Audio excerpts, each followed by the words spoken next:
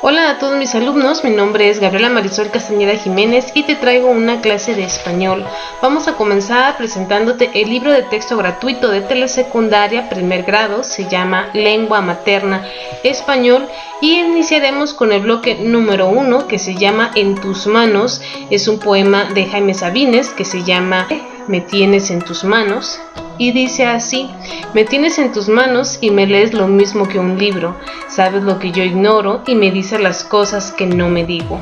Bueno, es un pequeño fragmento y pues vamos a iniciar con esta secuencia que se llama Leer cuentos de diversos subgéneros literarios, que se encuentra en la página número 16. Bueno, vamos a empezar con lo que viene siendo las obras literarias y cómo estas se dividen, pues pueden ser líricas, épicas o también dramáticas, y cada una pues también tiene sus diferentes pues apartados. Por ejemplo, las líricas pues habitualmente se tiene que ver con sensibilidad y tiene que ver con la estética, mientras que la épica pues narran hechos carecidos a héroes o también a antihéroes, y las obras dramáticas pues son aquellas que tienen un fin de representar lo que viene siendo una obra de teatro, llevar lo que está escrito a un escenario. Bueno, y también tenemos los subgéneros narrativos, donde su clasificación tradicional pues las encontramos como mito, fábula, epopeya, leyenda, cuento y novela. Y pues cada una tiene ciertas características específicas que las hacen únicas. Por ejemplo, en el caso del mito, son textos narrativos en el que se relatan acontecimientos fabulosos protagonizados por dioses, semidioses y héroes pertenecientes a diversas culturas. Las fábulas, por su parte, pues son una serie de relatos o composiciones literarias. Las principales características es que en estos cuentos se humanizan a los personajes y son generalmente pues animales u objetos. También tenemos la epopeya. Este género narrativo es muy antiguo, tiene su origen en las grandes narraciones épicas e heroicas de la antigüedad, fundamentalmente pues en Italia y en la Odisea. La epopeya está escrita en verso y su destino es el canto o la recitación. En cambio, la leyenda es una narración proveniente de la tradición oral que se ocupa de contar hechos naturales o sobrenaturales dentro de un tiempo y un lugar definidos, formando parte de la cosmovisión de una cultura. El cuento, pues, es una extensión breve de lo que viene siendo la prosa de un asunto ficticio que posee una trama sencilla, reducida generalmente a una sola acción. Son pocos personajes los que se involucran en este tipo de narraciones, son escasas sus descripciones. El cuento nació siendo popular y transmitido oralmente para pasar de ser culto y literario a partir del siglo XIV. Y la novela, debido a su complejidad, es un género narrativo un poquito más importante. Las novelas pueden clasificarse en varios tipos según su contenido. Bueno, vamos a continuar con las tendencias en la narrativa contemporánea. Bueno, hay también textos híbridos literarios que bien puede ser de minificción y las novelas cortas. Ahora te voy a decir el proceso para poder leer, compartir y analizar los cuentos. Tenemos la primera fase que dice establecer una primera impresión sobre los subgéneros. La segunda nos habla sobre identificar personajes típicos y analizar sus motivaciones. Cuando los estudiosos de la literatura han descubierto que los personajes de muchos cuentos, ya sea de distintas épocas, de regiones del mundo, pues entre sí casi todas se parecen, y frecuentemente pues podemos identificar a un héroe o una heroína que enfrenta un problema y que lo resuelve con ayuda de otros personajes. Es muy claro en los cuentos de hadas, cuentos clásicos y tradicionales. Por ejemplo, está la del Caperucita Roja, que es la heroína y protagonista, y es el lobo feroz el enemigo, o sea, el antagonista. Y principalmente los personajes que están en los cuentos, pues está el héroe, el aliado, el mentor o el que ordena las cosas. También está el ser amado y el oponente o antagonista. Tercera fase para poder analizar estos cuentos o subgéneros literarios, también está el reconocer la organización temporal de la trama. ¿Con qué inicia lo que viene siendo nuestro cuento y con qué termina? Fase 4, donde nos da a conocer los aspectos temporales, espaciales que crean el ambiente. Como referencia, el cuento de Caperucita Roja, tal vez la mayor parte del cuento se desarrolla en lo que viene siendo el bosque. Y en la fase 5, bueno, aquí podemos obtener información para saber sobre un subgénero, identificar los tipos de narrador de algún subgénero elegido que vamos a ver más adelante. Y en la fase 6, que es la última, bueno, vamos a compartir los resultados de la lectura de investigación.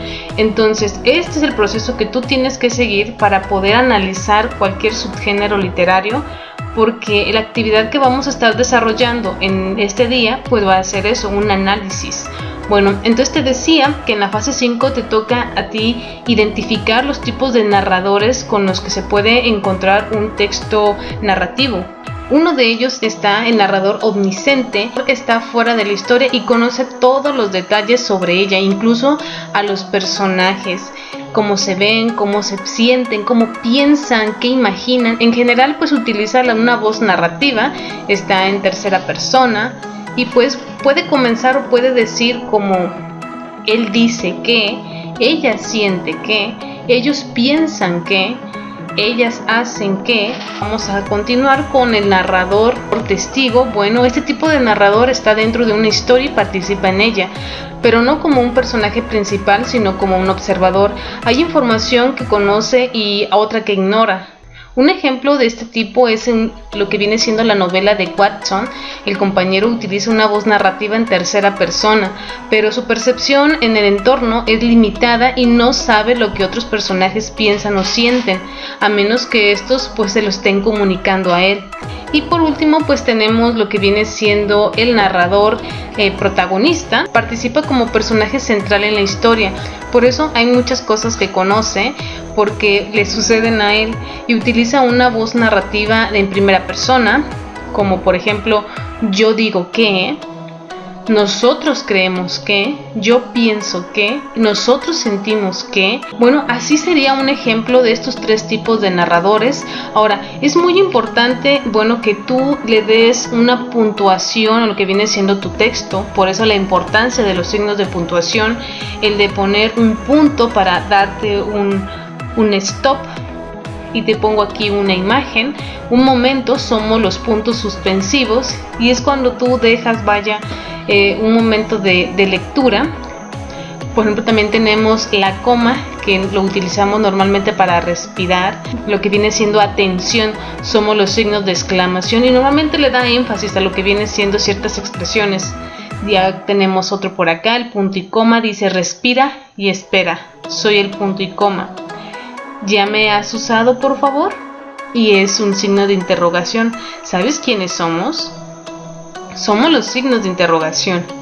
Y bien, ahora te explico. Somos dos puntos. Y de hecho aquí mismo en lo que viene siendo esta pequeña información te dicen cómo utilizarlos.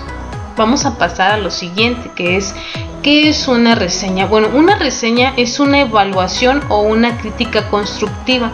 Tiene los diferentes elementos que viene siendo el título, un encabezado, un resumen, comentario crítico, conclusiones y el autor que haya elaborado esa reseña. Te pongo un ejemplo de ella.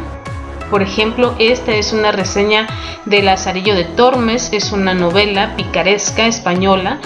Y si te fijas aquí en lo que viene siendo esta reseña, pues tiene una pequeña introducción de lo que viene siendo el texto de Lazarillo de Tormes.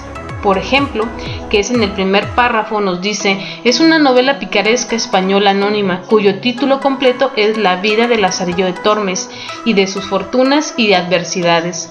Fue publicada en el año de 1554, es la biografía de un pícaro que se sirve de diversos amos aprovechándose invariablemente de ellos. Es una novela breve dividida en 7 tratados y que comienza con un prólogo. Si te fijas, nos da información acerca de su autor, el género literario. Después viene sus rasgos, que serían los personajes centrales y una descripción de él. Viene la historia, es la sucesión de núcleos narrativos, y aquí estaríamos hablando lo que viene siendo la temporalidad, que es algo que también te manejaba yo en las fases para poder analizar un cuento. viene su carácter, si es realista, y su aspecto satírico. También analiza el ambiente en el que se desarrolla la obra y muestra los aspectos más bajos de la sociedad. A continuación, en el siguiente párrafo, nos dice que la obra tiene una forma autobiográfica, y en esta parte estaríamos poniendo lo que viene siendo el tipo de narrador de nuestra obra literaria, y nos viene después en las siguientes hojas describiendo los personajes participando en este subgénero literario. Y así, con lo que te mostré anteriormente, que es el proceso de análisis de un cuento, pues es lo que tú tendrías que hacer para realizar la siguiente actividad, porque vamos a hacer una reseña de un subgénero literario, el que tú quieras.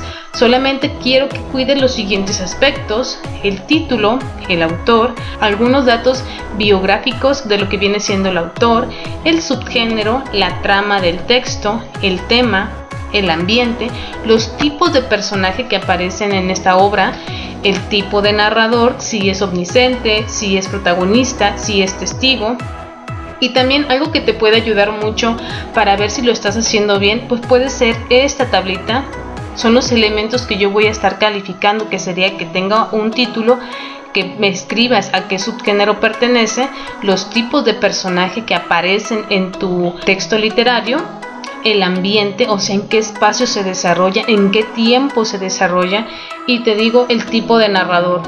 Tienes que checar si la historia que tú elijas cumple con estas características del subgénero literario, ya sea de manera completa o parcialmente. Y es lo que estaríamos entregando, vaya, el día de hoy como actividad.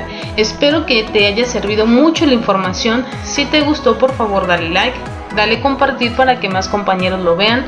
Nos vemos en otra clase. Adiós.